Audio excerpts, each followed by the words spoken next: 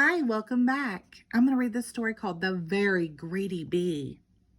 In a busy, buzzy beehive lived a very greedy bee. All the other bees worked hard making honey and cleaning the hive, but the greedy bee spent all day gobbling pollen and guzzling nectar. Slurp, slurp, burp. Slurp, slurp, burp. The greedy bee wouldn't share his nectar with anyone. He wouldn't even let a tired ladybug sit on his flower. "Find your own flower," he shouted. "This one is mine. Eek, mine."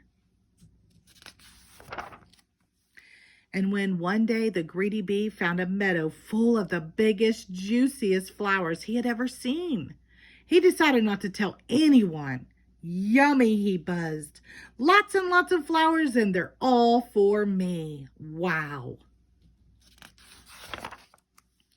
The greedy bee whizzed and bizzed from flower to flower, slurping and burping and growing fatter and fatter and fatter and fatter. At last his tummy was full and he settled down on a big pink flower in the warm yellow sunshine and fell fast asleep.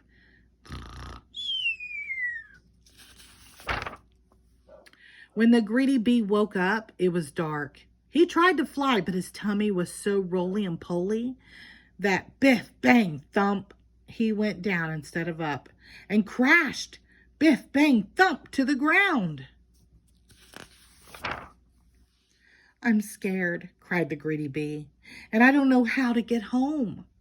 Then he saw two glowing eyes in the long grass. "Eek!" he cried. "A monster is coming to eat me."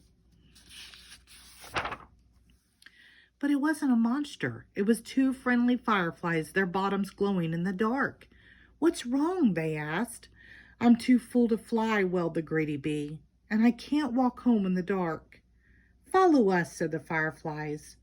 And they all set off on a long, long journey home. Through forest of flowers and squishy mud, over the hills and under the stars trudged the greedy bee. He had never walked so far, and he was very tired. "Nearly there," called the fireflies. Then they heard a swoosh of the rushing water. "I'm almost home," cried the greedy bee excitedly. "It's the stream." And it was, but his hive was on the other side of it. "Oh no," said the greedy bee sadly, flopping down on the grass. "How will I ever get across?" "We'll help you," said a tiny ant with a big leaf. The ant and his friends flipped the big leaf onto the water. "Jump on," they cried. Helped by the fireflies, the greedy bee and the ants made their way, splishing and splashing, to the other side of the stream. "Hooray, I'm home!" cheered the greedy bee. "Where have you been?" asked the other bees. "I overslurped," said the greedy bee. "I would never have made it home if my new friends hadn't been so kind.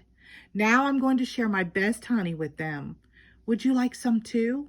"Yes," said the other bees. "Let's have a party." Everyone enjoyed a midnight feast of yummy, runny honey, all except for one very sleepy, very happy, but not so greedy bee. The end. Thank you.